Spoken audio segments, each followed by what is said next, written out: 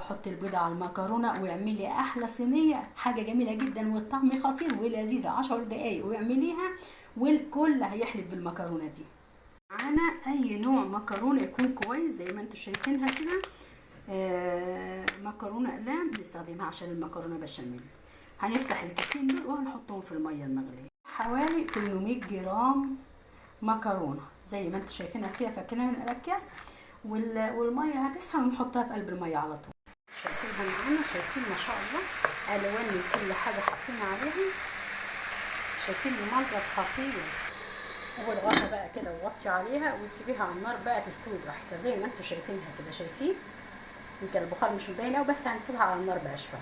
يعني تمسكي بقى تدوقي الملح بتاعها كده بتاع البشاميل مظبوطه خالص عشان الشوربه فيها تبقى ملحها جميل، مش هحط عليها حاجه. بالنسبه ليكي انت حسب الرغبه، يا حابه الملح زياده شويه حطي بقى براحتك. البشاميل غطيناها كلها اهو، مفيش فيها حاجه مكشوفه ابدا. اخر حاجه بقى شوفوا بقى البيضه هنعملها شويه فلفل اسمر ونرشها عليها وندخلها الفرن على طول. زي ما انتم شايفين البيضه اهي وعليها شويه فلفل اسمر ونقطه ملح بسيطه خالص اهو، حبه ملح بس، ذره ملح بس خالص زي ما انتم شايفين كده. وهنمسكها كلها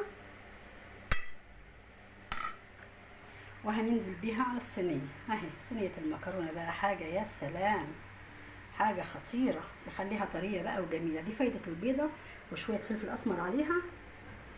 شايفين اهي. وادي الصينيه اللي عملتها لكم وانتوا طلبتوها مني اهي في منتهى الجمال. صلوا على الحبيب المصطفى عليه افضل الصلاه والسلام. اهي جميله جدا وخطيره. كنت قايله لكم استنوني، وكل حبايبي اللي طلبوها مني عملتها علشان خاطركم. طبعا اللون اللي فيها ده فلفل اسمر اللي انا رشيته على البيض. شايفين يا جماعه ده فلفل اسمر ناعم اهو عشان ما يديش ريحه زفاره البيض يغطيه.